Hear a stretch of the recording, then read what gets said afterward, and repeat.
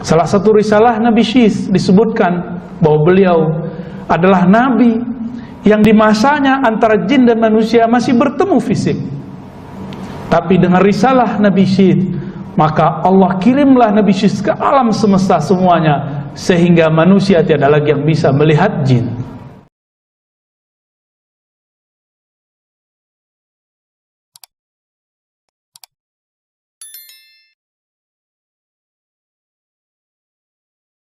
Innal hamdalillah nahmaduhu wa nasta'inuhu wa nastaghfiruh wa na'udzu billahi min shururi anfusina wa min sayyiati a'malina. May yahdihillahu fala mudilla lahu wa may yudlilhu fala hadiya lahu. Asyhadu an la ilaha illallah wa asyhadu anna Muhammadan 'abduhu wa rasuluh. Allahumma shalli wa sallim wa barik ala nabiyyina Muhammad wa ala alihi wa ashabihi wa li baitihi wa dhurriyyatihi ajma'in. Amma ba'du, fa ya ibadallah, usini wa iyyakum bittaqwallah faqad fazal muttaqun. Ittaqullaha haqqa tuqatih wa la tamutunna illa wa antum muslimun. Wa qala sallallahu alaihi wasallam, ittaqun nar walau bisyikki tamrah, wa rawahu al-Bukhari wa Muslim. Wa asyara sallallahu alaihi wasallam ila sadrihi salasan faqala at-taqwa hahuna. Wahai Allah, di siang Jumat ini, mari kita syukuri nikmat iman, nikmat Islam, dan nikmat ihsan. Banyak orang mensyukuri nikmat Islam dan iman, tapi jarang mereka yang mensyukuri nikmat ihsan. Nikmat ihsan adalah rasa kedekatan kepada Allah Subhanahu wa ta'ala. Marilah kita perbaharui selalu iman dan takwa kita dengan memperbanyak kalimat tauhid la ilaha illallah. Kita perbaharui tawakal kita setiap hari dengan memperbanyak kalimah la haula wala quwwata illa billah.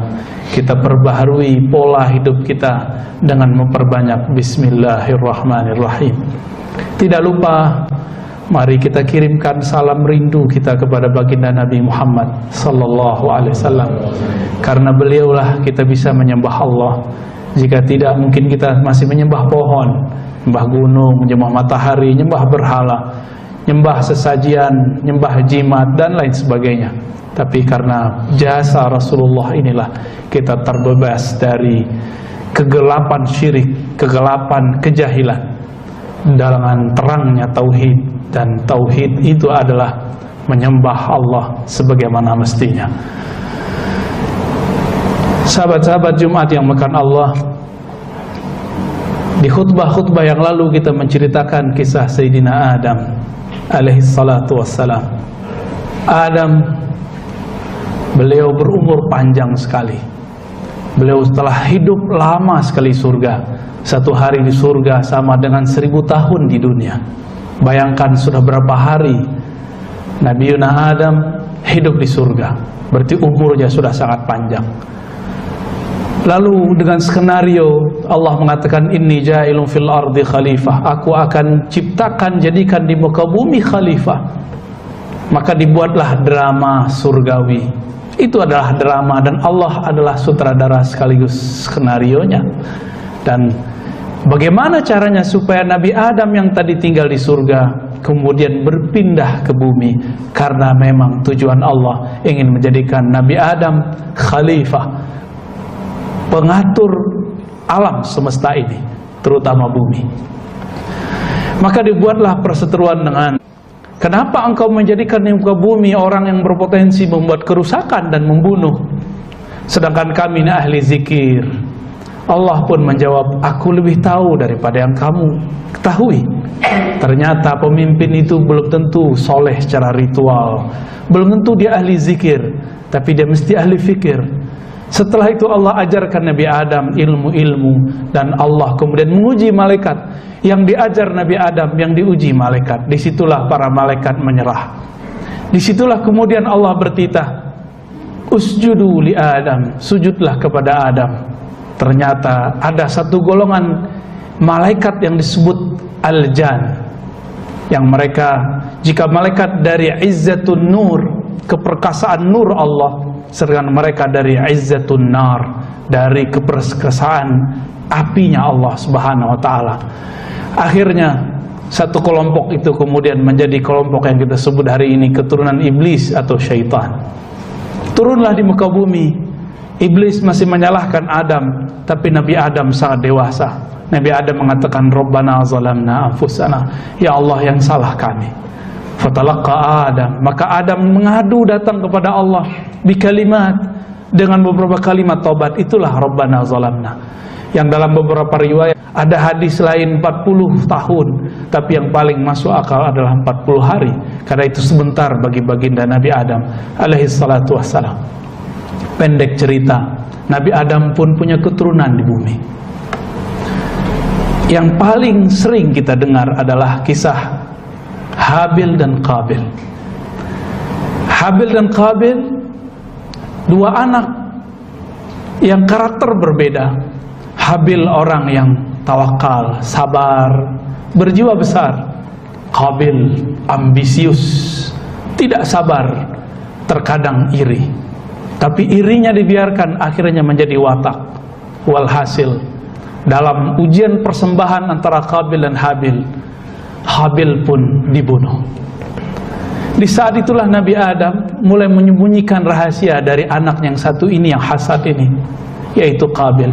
Inilah sejarah hasad pertama di alam semesta. Qabil membunuh adiknya sendiri. Maka jika ada orang membunuh siapapun sekarang, itu memang genetik dari sana, karena kita keturunan mereka. Lalu Sayyidina Adam tidak lama setelah itu hampir wafat. Tapi sebelum beliau wafat tapi ada yang mengatakan umur Nabi Adam masih separuh di bumi, mengatakan 400, 600 tahun. Ada riwayat 400 tahun, arba'umiyah. Lalu lahirlah seorang anak namanya Syis.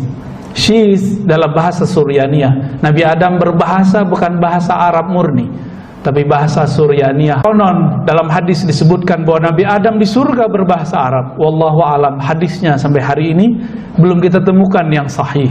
Baru yang kita temukan riwayatnya yang bermasalah. Tapi tidak ada lagi hadisnya kecuali hadis beri nama anaknya yang tadi itu bernama Syis. Syis dalam bahasa Suryaniyah berarti pengganti hadiah dari Allah, yang tadi adalah Habil.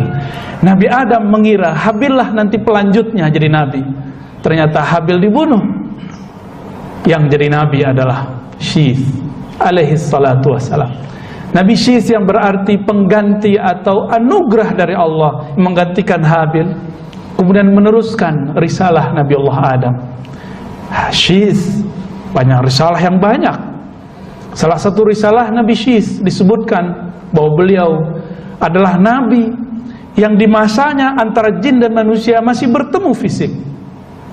Tapi dengan risalah Nabi Syis, maka Allah kirimlah Nabi Syis ke alam semesta semuanya, sehingga manusia tiada lagi yang bisa melihat jin. Benarlah Imam Syafi'i mengatakan, man qala ra'aitul jinna faqad kafar. Siapa yang mengaku-ngaku melihat jin dengan mata fisik, dia tentu telah kufur dengan satu ayat. Kalaupun lihat tentu bukan dengan mata fisik, tapi dengan mata batin.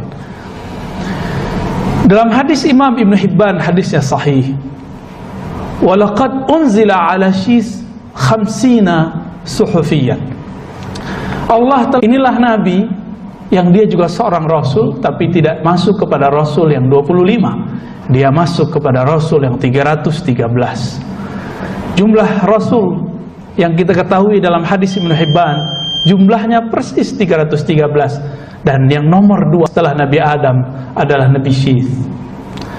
Lalu bagaimana dengan riwayat ketika hari kiamat semua makhluk datang kepada Nabi Adam? Hadis Bukhari dan Muslim, dan mengatakan, wahai ayahanda kami, kakek kami, berilah syafaat kami. Apa kata beliau?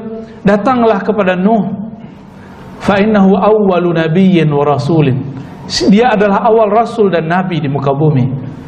Riwayat ini sebenarnya tidak bertentangan. Maksudnya bahwa Nabi Nuh adalah orang yang pertama memindahkan manusia dari satu tempat, atau juga dikatakan karena berkat Nabi Nuh maka umat bahkan alam semesta ini menjadi langgeng. Disebutlah beliau dengan Abul Bashar Ats-Tsani, bapak manusia kedua.